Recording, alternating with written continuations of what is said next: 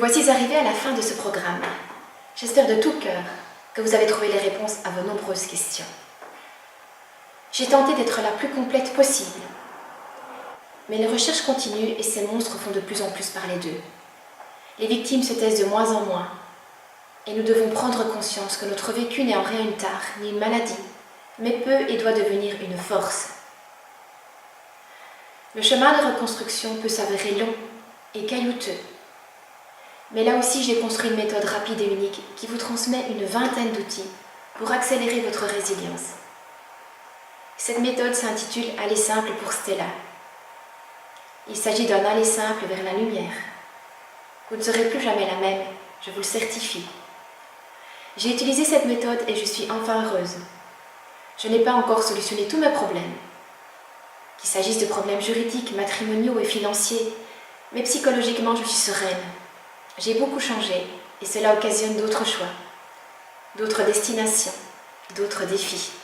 Mais c'est ça la vie. Il y a certains jours, j'en viendrai même à remercier mes pervers narcissiques, ma mère et mon ex-mari. Ouais, grâce à eux, j'ai beaucoup appris. J'ai terriblement évolué et je ne vois plus le monde comme avant. Désireuse d'aider les victimes, je n'ai plus peur de sortir de l'ombre.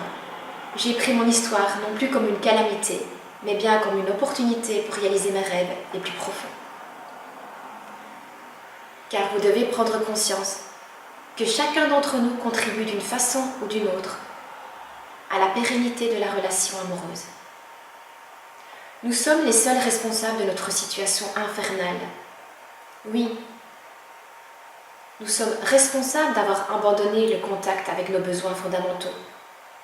Par ailleurs, nous contribuons à notre malheur en persistant à obéir à des croyances et à des principes généraux souvent érigés en règles de vie universelles incontournables.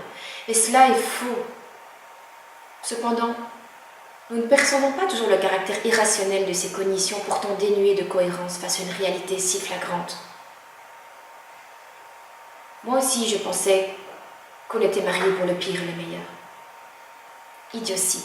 Tant que nous ne voulons pas modifier certaines de nos idées sur notre perception du monde et que nous n'abandonnons pas certaines de nos attentes, nous pouvons considérer que nous participons passivement à l'état déplorable de cette relation. Alors je vous souhaite tout le bonheur du monde et n'oubliez jamais que si un pervers narcissique vous a choisi pour faire de vous sa proie, c'est parce que vous étiez riche de vertus, compétences et qualités que le commun des mortels ne possède pas. Alors servez-vous-en dès à présent pour accéder rapidement au bonheur que vous méritez. Bonne chance.